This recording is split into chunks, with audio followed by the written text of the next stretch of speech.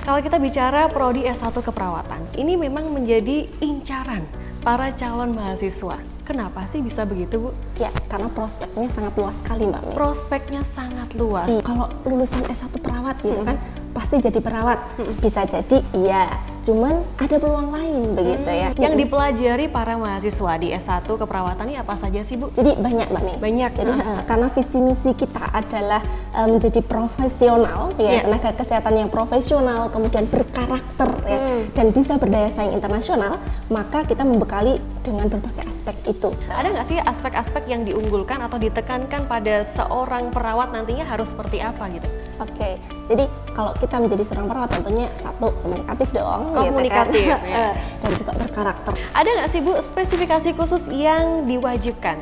Kalau spesifikasi khusus, kita kan S1 ini ada jadwal yang reguler, Mbak Mei, dengan artian adik-adik yang sudah lulus SMA. Bu, jadi mata kuliah yang nanti akan dipelajari juga nih buat teman-teman calon mahasiswa di S1 keperawatan ini apa sih, Bu? Banyak, Mbak Mei. Jadi kalau ada mata kuliah dasar tuh, ada mata kuliah dasar seperti bahasa tadi itu, bahasa, kemudian kayak misal anatomi, fisiologi, gitu ya, anatomi, fisiologi, kemudian patofisiologi. Nah, baru setelah mata kuliah dasar, ini ada mata kuliah khusus, Mbak Mei. Yang lebih spesifik ke keperawatan, Ibu ya. Betul.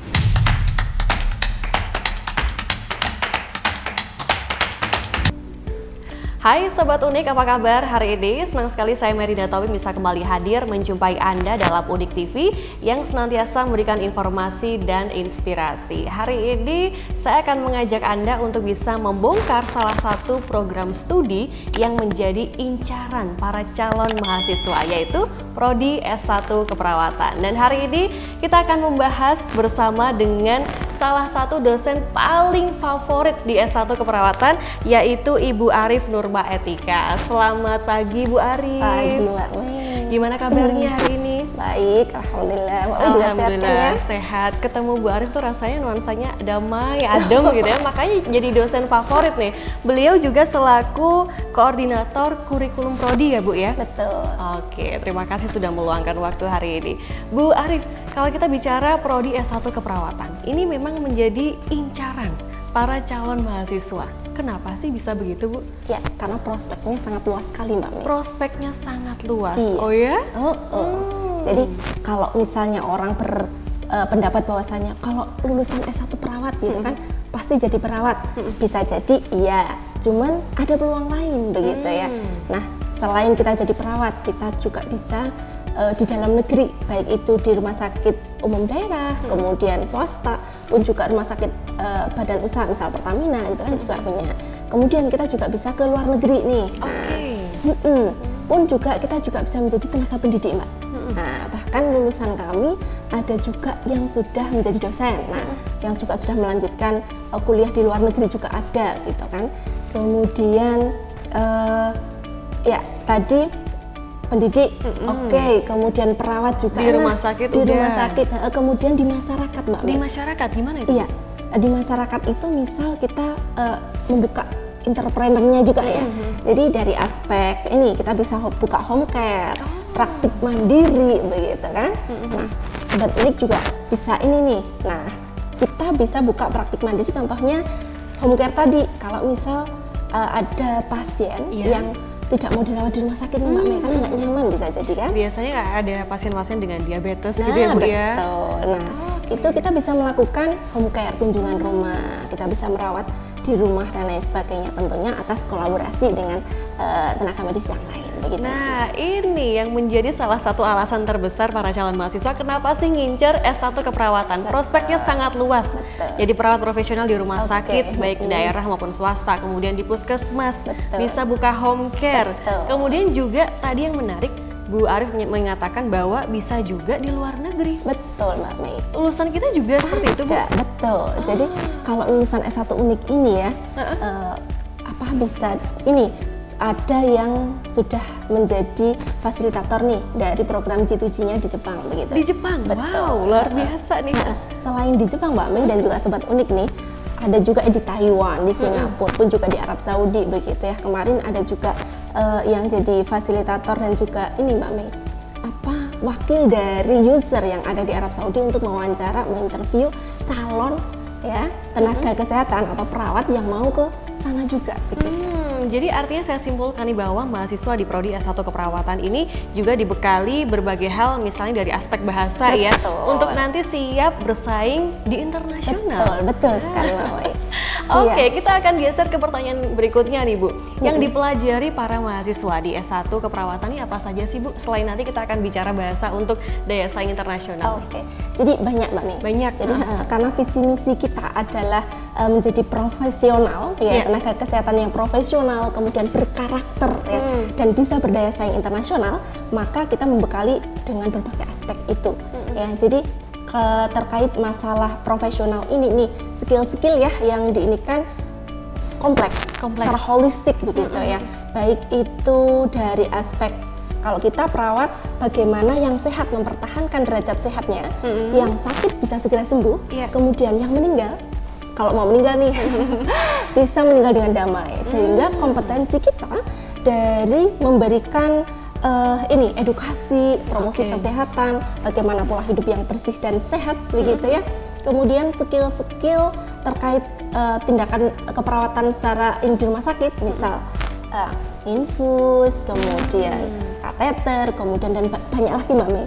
Apalagi misal gawat daruratan, gitu kan. Nah, bagaimana ketika kita menemukan pasien yang henti jantung tuh tiba-tiba di jalan. Nah, maka kita juga dibekali bagaimana melakukan pertolongan pertama ya, kayak gitu. Jadi banyak sekali Mbak Mei, karena kita itu ada 9 departemen ya, maternitas, ibu hamil, anak begitu ya, sampai kejiwaan juga ada, kemudian komunitas, keluarga, medikal, bedah. Jadi 9 departemen ini dipelajari semua begitu Bu? Di keperawatan itu begitu sendiri. Holistik ya. Makanya kenapa dibilang bahwa profesi keperawatan ini yang paling mulia gitu ya. Karena juga memang ini kan langsung bermanfaat juga untuk pasien. Bu, ketika kita menjadi seorang perawat, ini kan banyak bersentuhan dengan human body nih. Ada nggak sih aspek-aspek yang diunggulkan atau ditekankan pada seorang perawat nantinya harus seperti apa gitu?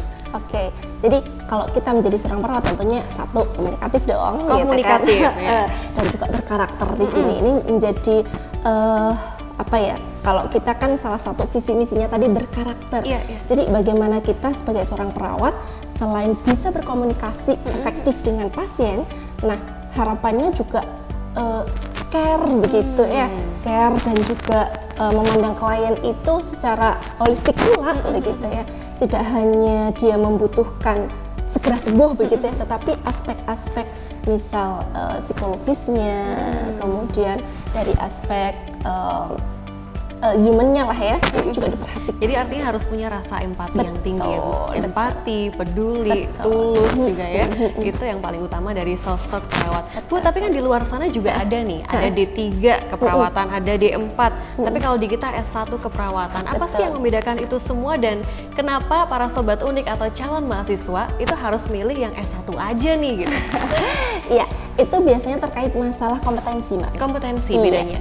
Jadi kita pada S1 level S1 KKN-nya kan kita 7 nih. Jadi kita terkait masalah kemandirian dalam memberikan intervensi seperti itu. Kalau di kita nih Mbak Mei dan juga sobat unik nih. Nah, kita di unik ini ada S1 keperawatan dan juga profesi nurse begitu. Lebih lengkap ya untuk lanjut ke profesinya udah ada juga di sini ya. Betul sekali. Jadi artinya kalau bedanya dengan D3 dan 4 di kompetensinya. Iya, betul. Memang lebih kompleks dan lebih holistik ketika kita mengambil S1-nya begitu ya Bu ya? Iya, dan juga tadi kalau KKNI levelnya, kalau misalnya D3 maupun D4 itu di bawahnya KKNI level 6 dan ininya ya. Kalau kita di KKNI level 7 begitu Mbak. Untuk mahasiswa yang sudah lulus dari S1 Prodi Keperawatan ini Bu, itu nanti akan menyandang gelar apa sih? Eskep nurse Mbak. Eskep nurse. Iya, kalau S1 cuma eskep gitu kan. Nah, kalau sudah menempuh profesi ya, itu baru nurse begitu. Begitu ya. Lulusan yang punya value tinggi, dibekali dengan karakter yang baik, bukan cuma berdaya saing di nasional kancahnya, tapi juga internasional. Nah, apa yang menjadi penekanan-penekanan ketika mahasiswa belajar di sini supaya mereka bisa berdaya saingnya internasional nih Bu? Karena tadi juga Bu Arif cerita ke kita bahwa banyak juga nih alumni kita yang ternyata bekerja di luar negeri. dan luar biasa juga profesi mereka di sana. Iya, jadi dari aspek bahasa Mbak. Aspek jadi, bahasa ya. Dari aspek bahasa kita memang ada 3 semester yang bahasa Inggris memang ya.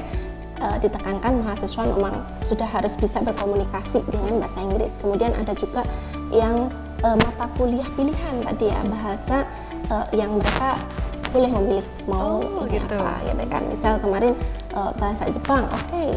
Sehingga 1 semester kita drill untuk bisa ini. Harapannya setelah mereka lulus, kalau misalnya mau berkancah ke luar negeri pun mereka sudah siap begitu Mbak Mei. Iya. Aspek bahasa. Dan ini terbukti banget kemarin kita juga ada student exchange ya Bu ya yang baru di Vietnam sekali. nih.